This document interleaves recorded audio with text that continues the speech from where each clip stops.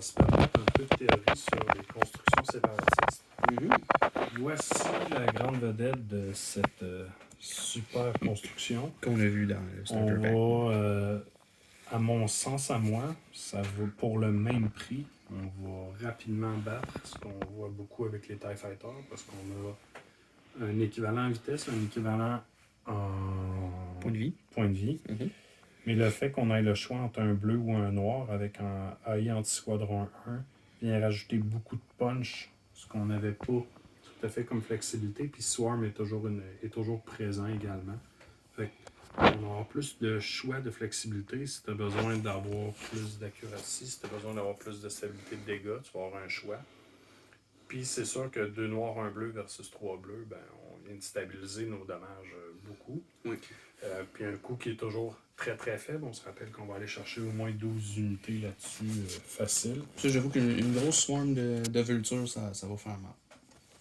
Avec un déroule, Maintenant, un ben, anti-ship, pas de reroll possible là-dessus. On va quand même se permettre d'aller voir les vanilles en premier. On va comparer aux bombers des autres factions. Son premier angle de comparaison va toujours être le Y-Wing. On se ramasse avec un coût qui est supérieur, toujours la présence des heavy. On est plus rapide, on a moins de points de vie par exemple que ce qu'on a avec les rebelles. Au niveau de l'Empire, on a autant de vitesse, mais on a moins de points de vie également. Fait qu'on se ramasse avec un bombardier qui est plus facile à tuer. Force de frappe comparée à la base, il est dans la moyenne pour ce qui est des bombardiers. Puis il travaille avec des dés rouges. Fait qu'on se ramasse avec des bombardiers beaucoup plus hasardeux. Même si avec AI batterie, on peut s'assurer d'avoir 2 rouges toujours. Et notre bon vieil ami BCC qui est présent. BCC devient mandatoire. Tu ne pourras plus jouer Sans CIS Vienna, sans BCC. Ce n'est même pas une option à penser. Vous voyez, moi, je trouve qu'il ressemble plus à un TIE Bomber que... Oui. Dans sa conception, oui, effectivement. Tu sais, TIE Bomber, ce qu'il va y avoir de différence, ils ont toutes les deux une différence ici. Okay? Ils partaient toutes les deux d'un noir, fait que là, la différence est égale partout. Ici, 2 bleus, il est plus proche du Y, mais en termes de moyenne de dégâts, c'est plus proche du Y. Mais là, on est plus proche du TIE Bomber, puis là, on est exactement la même chose que le TIE Bomber, pour un prix, au final, encore une fois, plus proche du Y-Wing. Même mais supérieur au Y-Wing aussi, puis on a toujours Heavy. le dé noir par rapport aux 2 dés bleus du Y-Wing, je trouvais plus soigné en attaque. Puis comme lui il est plus soigné là, je trouve quand même qu'il ressemble plus au TIE Bomber de l'Empire. Je vous présente mon nouveau meilleur ami. La star du show, je vous dirais... Oui, moi aussi, je trouve aussi. Cet intercepteur va faire mal. Très, très, très, très mal. Son homologue de comparaison va être le TIE Intercepteur pour le même coût, pour le même counter, pour le même swarm. Nous permettra avec AI Squadron d'aller chercher 3 bleus, 1 rouge ou 2 bleus, 2 rouges. Ce qui est franchement plus offensif que ce qu'on a. Toujours du fait de la versatilité, parce qu'on se rappelle qu'on peut avoir un maximum de dommage de 6.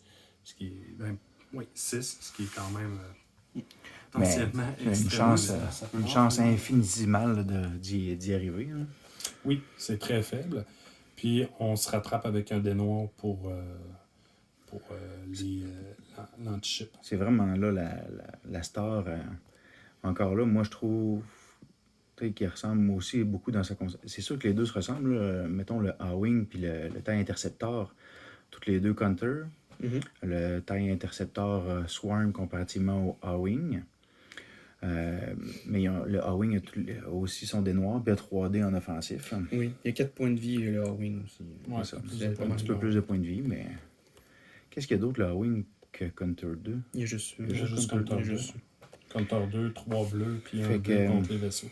J'ai les 7. Bon, on aurait pu juste sortir les cartes. Fait que, tu sais, en termes de... C'est moins invasif, mais... Ouais. C'est...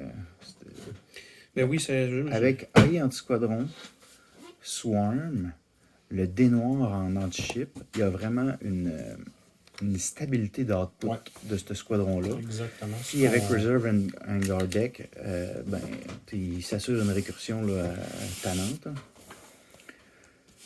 Fait que, ouais. C'est vraiment la star du show. Et pour le spécialiste, parce que dans le fond, chaque squadron pack nous présente un spécialiste. Le Belboulab. Le Belboulab se veut comme un maître d'escadrille. Je dois avouer que je suis déçu de la présentation de l'escadron. Pourquoi? Ben, Screen est une habilité que je trouve intéressante, mais malheureusement, on ne présente pas assez d'intérêt pour que ça devienne une cible prioritaire à coup sûr. Relais 1, Relais 1 est ce qu'il est. C'est quand même intéressant comme habilité, mais c'est pas ce qui va nous permettre de changer le cours d'une activation. Non, mais peut quand même t'aider au cas où des fois tu as mal placé un squadron puis tu voudrais aller le rattraper. Oui. Ça, là-dessus, on est d'accord, il peut aider. Puis au niveau de 2 noirs, 2 bleus, effectivement, c'est fort. Mais j'ai vu quelques squadrons de base nous offrir un peu plus de stabilité de dégâts également. Pour le pointage, je trouve que c'est cher payé pour un escadron qui présente plus de points de vie, a une attaque qui est forte, mais pas incroyable. C'est quand même très cher. Tu sais, à 15 points dans les rebelles, on va aller chercher un E-Wing qui va nous offrir Snipe. Le Lancer. On va aller chercher le Lancer qui a Rogue, qui a Bombardier, qui a Grit. Un point de vie de moins seulement. Un petit peu moins de punch ici, mais un des noirs en Bomber avec Rogue, je veux dire. Oui. Puis si on le compare aux spécialistes qu'on va regarder tout à l'heure de la faction homologue, un peu déçu de ce spécialiste-là. J'aurais préféré voir Bomber ou voir un relais 2, par exemple, ce qui nous aura offert un soutien beaucoup plus important pour nos squadrons. Là, on se ramasse avec un véhicule d'attaque principale qui devra faire du soutien. Quel choix on va devoir faire avec le Belboulab? Maintenant, c'est le temps de regarder les héros présentés de cette belle faction.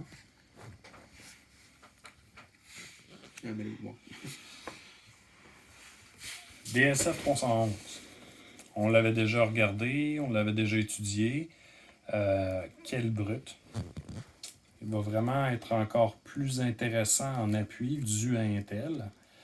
Mais vu le changement qui a été apporté à Intel et qui est maintenant officiel, donner grit à la plupart des squadrons qui l'entourent, oui, ça va nous aider à être capable d'aller tuer les spécialistes, tuer les héros de l'autre côté, parce que notre focus semble vraiment de devenir un fighter screen imposant. Ici, je vois le meilleur ami de tout joueur CIS. Pour réussir à les tuer, c'est Anakin et ses autres joueurs particuliers, ses autres héros particuliers de l'autre côté, qui vont se faire très petits dans la mêlée. Ceux que j'attendais le plus, ceux Fait que que là, j'avais le plus grosso hâte modo, ce d'étudier. squadron-là, tu vas le parquer sur un obstacle, puis Ouais. tu le laisses là, en plein milieu de la mêlée. Ouais. Ça reste qu'avec rouge Mais- et noir, on est capable d'aller chercher 2 noirs, un rouge en offensive, ce qui est quand même Qui imposant. donne un output de dégâts stable, mais tu as quand même la possibilité d'avoir des blanks à côté avec ce squadron-là. Il y a Swarm pour les aider, mais je préfère le bon vieux classique. Pour la différence de points, oui, on a Scatter. Oui, on va aller chercher un Brace aussi, mais T'es mieux d'emmener je deux trouve vultures je suis que mieux de des mettre DFS. 2 vultures réguliers plutôt qu'aller chercher des FS. Ça va rester être à l'expérimenter, à aller chercher son potentiel maximum, mais encore, je le trouve un peu cher. Next. Ceux que j'avais le plus hâte de voir, ceux que je m'attendais d'avoir des beaux combos, je vous dirais qu'avec ce que je vois, j'ai vraiment Été servi. été servi. Je crois que je sais de quoi tu parles. Le premier ici, celui qui est, je dirais, quand même intéressant, mais c'est du haut risque, haut rendement. le fait d'être très proche puis d'aller chercher un dommage de plus en se faisant un dégât, c'est vraiment intéressant. Beaucoup de burst, des dommages puissants, mais on va risquer beaucoup aussi au niveau de la survie de l'escadron. Même avec Scatter. Là, c'est le seul bombardier du jeu qui nous présente Scatter. Ça reste un élément intéressant. On a un prix à 17 qui, pour les habilités présentées, sont équilibrés. C'est adéquat. Reste que je crois pas qu'il va finir beaucoup de parties. Celui qui me surprend particulièrement, par contre, Bactoid Prototype. Un bombardier qui est un peu comme Nora Wexley qui va aller supporter ses amis bombardiers. C'est ce qu'on voit aussi comme habilité chez notre ami... comment il s'appelle cet impérial-là déjà? Jonas. Ici, on va pouvoir aller acquérir l'accuracy nécessaire pour pouvoir avoir une vraie force d'impact avec l'ensemble de nos bombardiers. Je pense que tu te trompes sur le texte. C'est aussi la première lecture que j'en ai eue, mais lui, ouais, il mais ne donne une accuracy qu'à lui-même, c'est tout. Pas aux autres. Pour vrai? Relis-le. If another friendly squadron with bomber is a distance 1 to the defender, you may change one die to a face with an accuracy icon. Fait que ça n'affecte que lui. Quand je l'ai lu, je me suis dit, ah, mais quelle merveille! Puis quand je l'ai relu, puis que j'ai découvert cette petite virgule-là, non, moi, depuis ce temps-là, il est discarté de mes decks, puis je le réutilise pas. Le wording est vraiment important. Ouais, la virgule, je l'avais mal lu, effectivement. De bien lire les détails. Quand même, d'aller chercher son accuracy au besoin. Un blank en accuracy, c'est jamais. Lui, jamais il risque d'être désagréable. particulièrement utile pour tuer les nouvelles défenses de Evade. Ouais. Qu'on risque de garantir de voir beaucoup là, contre les bombers. Habituellement, les ships, là, les petits ships n'avaient pas grande défense contre les bombers. Puis là, ils vont avoir leur evade qu'ils vont pouvoir utiliser. Puis lui, ça va être un des seuls qui va pouvoir tasser ça là, du revers de la main assez facilement. Next. Pour moi, ce sont les vrais 2 stars du show. Mais effectivement, ici, on de va manière avec éhontée. des bombes beaucoup plus performantes. On ne s'attendait pas à ce que les TIE Fighters nous apportent des combattants aussi tenaces. De ce côté-là, encore une fois, on a Scatter, ce qui est pas mal la marque de commerce des CIS, qu'on voyait déjà beaucoup présent dans l'Empire, mais là, ici, c'est presque tous les héros vont l'avoir. Des squadrons à 3 HP.